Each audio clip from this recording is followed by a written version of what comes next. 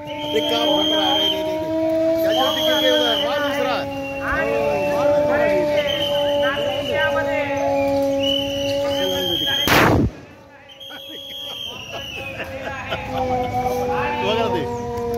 Good.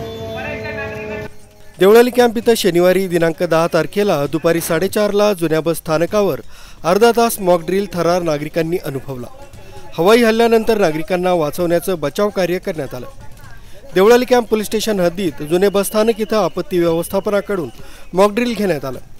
हल्ल्यात बॉम्बस्फोट झाल्यावर करावयाच्या उपाययोजना तसंच नागरिकांनी काय खबरदारी घ्यावी याची प्रात्यक्षिकं घेण्यात आली.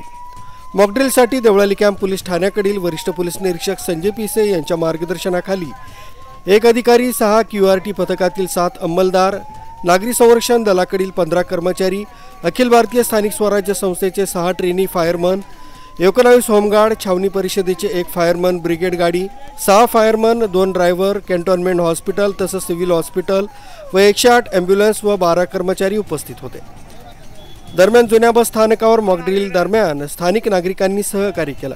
यावेळी देवळाली कॅन्टोन्मेंट बोर्ड आरोग्य विभागाचे अधीक्षक Aman Gupta, doctor Manisha Honrao, Devendra Bawaskar, Bhupendra Jadhav, Mangala Kakad, Sogendra Patil, Meenakshi Gawali, Ramsing Bagul, doctor Kale, ND Musale, Laxman Musale, Manoj Kanojia home guard, civil defence home guard commando उपस्थित होते.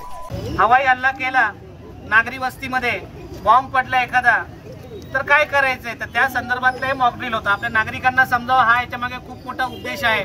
कृपया नागरिकांनी लक्ष द्यावं. जर एखाद्या वेळेस बॉम्ब पडणार असेल, चुकून बॉम्ब कधी पडू शकतो, टायमिंग नाही, पण त्याच्या आधी आपल्या वायुदलास त्याची सूचना प्राप्त होते. ही सूचना प्राप्त होते रडारद्वारे आणि सूचना प्राप्त झाल्यानंतर ती आमच्याकडे नागरी संरक्षणच्या नियंत्रण केंद्रामध्ये त्याची सूचना प्राप्त होते.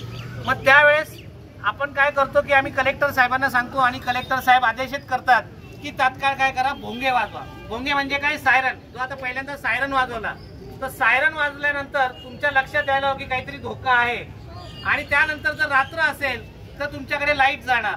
लाईट गेल्यानंतर कोणी पण लाईट लावायची नाही. जोपर्यंत लाईट येत नाही तोपर्यंत कोणी लाईट लावायची नाही.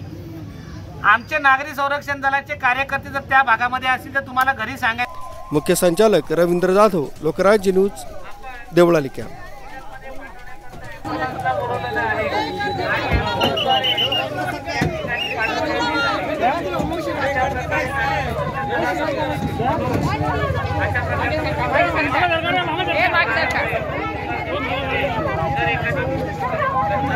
हे